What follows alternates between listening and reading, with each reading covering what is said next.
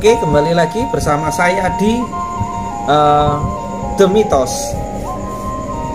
Nah, kali ini kita akan berbicara tentang sejarah Roro Jonggrang dan namanya Pangeran Bandung Bondowoso. Nah, Roro Jonggrang merupakan cerita legenda pembangunan dari Candi Prambanan yang ada di Provinsi Yogyakarta. Cerita ini merupakan kisah cinta dari Pangeran Bandung Bondowoso dengan putri Roro Jonggrang.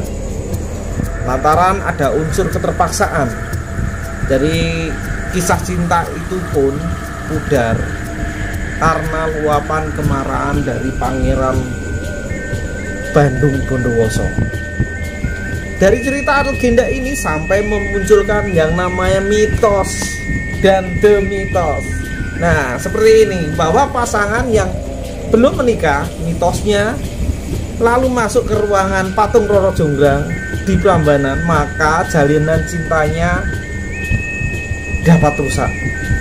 Tuh, kalian berbahagialah para jomblo yang masuk ke ruangan patung Roro Jonggrang. Karena apa? Karena di sini mitosnya, jika punya pasangan yang belum menikah terus masuk ke ruangan patung Roro Jonggrang, ini akan cintanya akan dapat rusak. Nah, berarti kan yang jomblo-jomblo berbahagia bisa masuk ke ruangan patung Roro Jonggrang. Cerita Roro Jonggrang berawal ketika Raja Pengging yang ingin memperluas wilayahnya. Jadi Raja Pengging ini ingin memperluas wilayahnya. Ia memerintahkan putranya yaitu Bandung Bondowoso dan pasukannya untuk menyerang Prambanan. Setibanya di Prambanan, Bandung Bondowoso langsung menyerbu ke dalam istana.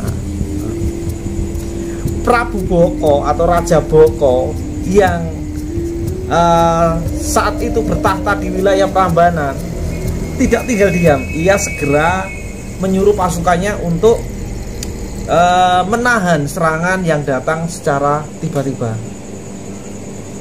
Akhirnya pasukan Bondowoso berhasil menaklukkan Prambanan.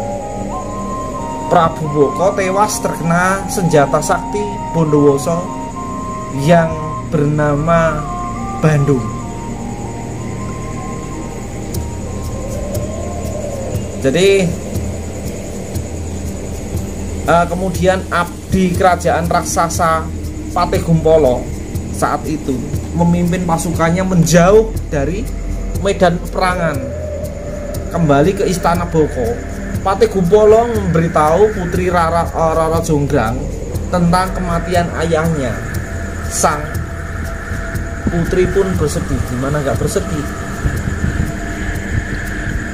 Bapaknya tewas di peperangan, pastilah sedih.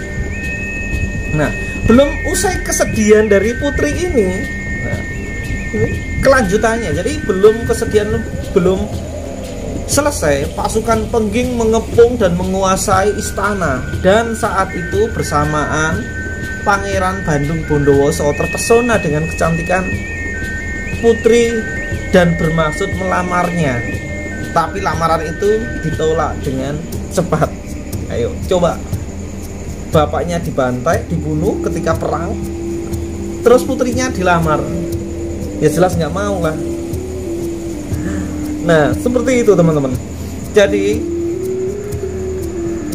Roro Jonggrang pun langsung menolak dengan cepat. Tidak putus asa, Bandung Bondowoso bersikeras pada pendiriannya. Akhirnya Roro Jonggrang menyetujui dengan dua syarat. Dua syarat yang sangat sukar untuk dinalar, dari di luar nalar persyaratannya. Nah, persyaratannya seperti apa? Yaitu persyaratannya pangeran harus membangun sumur bernama Jalatunda atau Jolotundo, dan ia harus membangun 1000 candi dalam waktu semalam atau 1 malam. Nah, ini sebuah persyaratan yang cukup sulit bagi orang-orang awam mungkin. Jadi Pangeran Bondowoso itu diberikan syarat untuk membuat sebuah atau membangun sebuah sumur yang bernama Jolotundo. Nah, kalau Jolotundo ini bukan Jolotundo yang ada di lereng Penanggungan, teman-teman. Jadi Jolotundo ini ada di sekitaran daerah sana juga, di daerah Yogyakarta juga, atau kemungkinan ya sekitar tempat itu juga.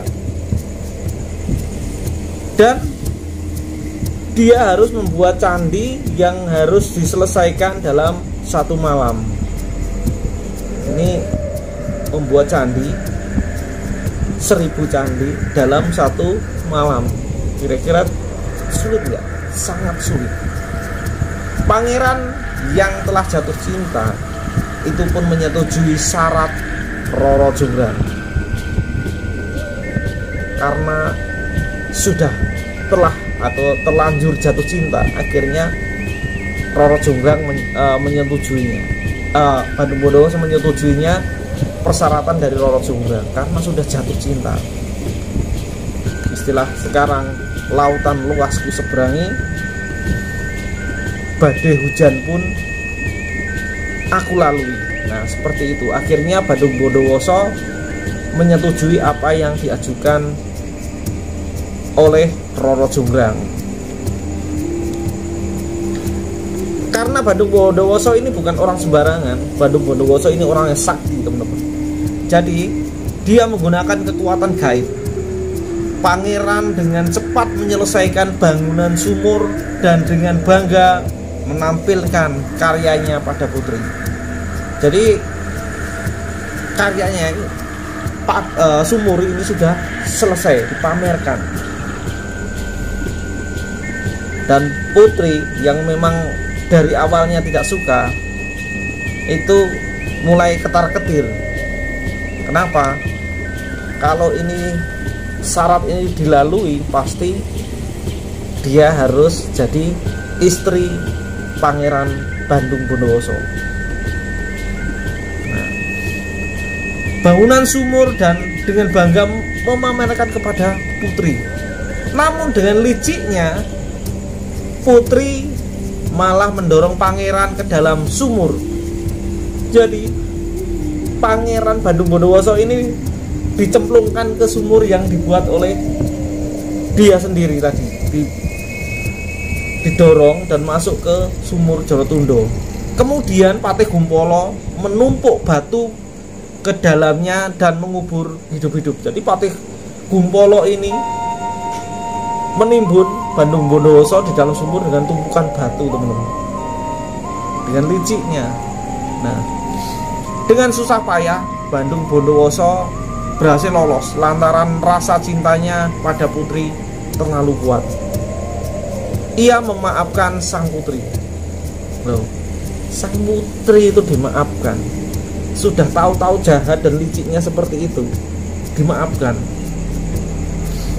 Untuk memenuhi syarat yang kedua, Bandung Bondowoso bersemedi dan memanggil jin di bumi. Jin merupakan bala tentara pangeran yang dapat dipanggil dengan cepat dalam sekejap. Dengan bantuan mereka, ia telah membangun 999 candi dan mulai mengerjakan yang terakhir. Ini jadi Roro Jonggrang ini kembali ketar-ketir atau was-was. Karena apa? Ini sudah hampir selesai. Gimana cara menggagalkan supaya Bandung Bondowoso ini gagal untuk membangun 1000 candi yang menjadi syarat untuk menikahinya? Nah,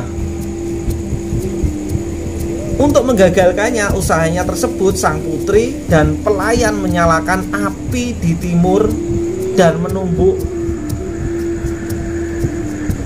pada waktu pagi. Jadi zaman dulu itu ada ngepui lesung atau menumbuk padi itu pakai lesung, dung dung dung dung. Nah, itu menandakan waktu itu sudah hampir terang gitu. Jadi sudah hampir pagi. Jadi sudah kelihatan merah, langit memirah seperti itu. Supaya taktik ini bisa mengecoh para jin yang membantu Bandung Bondowoso tadi. Para jin berpikir bahwa matahari akan segera terbit. Mereka pun lari masuk ke bumi dan meninggalkan candi terakhir yang belum selesai. Bandung Bondowoso heran dengan kepanikan jin tadi. Paginya ia mengajak Roro Jonggrang ke tempat pembuatan candi. Roro Jonggrang segera menghitung jumlah candi. Ternyata candi hanya 99 buah. Ia menyatakan syarat kedua tidak terpenuhi. Kok cepet ya? 999 candi. Wah, jadi banyak sekali. Jadi karena 999, jadi tidak memenuhi syarat, karena syaratnya harus membuat 1000 candi dalam waktu 1 malam. Bandung Bondowoso terkejut mengetahui hal itu. Ia sangat murka sambil menatap tajam pada Roro Jonggrang. Ia mengatakan, kalau begitu kau saja yang melengkapi. Itu yang dikatakan Bandung Bondowoso kepada Roro Jonggrang. Nah, ujar dia sambil mengarahkan jarinya pada putri Roro Jonggrang. Seketika itu Roro Jonggrang berubah menjadi patung batu. Nah, jadi menurut kisah tersebut, Roro Jonggrang tetap berada di sisi utama Candi Prambanan. Roro Jonggrang tetap seperti patung permaisuri Siwa, Durga. Hingga kini tempat ia tinggal disebut Candi Roro Jonggrang. Sedangkan candi-candi yang dibangun Bandung Bondowoso disebut Candi Sewu. Nah, seperti itu. Jadi inilah kisah dari perjalanan Bandung Bondowoso dan Roro Jonggrang. Jadi kisah cinta mereka yang mengakibatkan salah satu, yaitu putri Roro Jonggrang menjadi sebuah patung candi. Oke, sekian dulu tentang The Mitos History Teknologi. Simak terus di video berikutnya.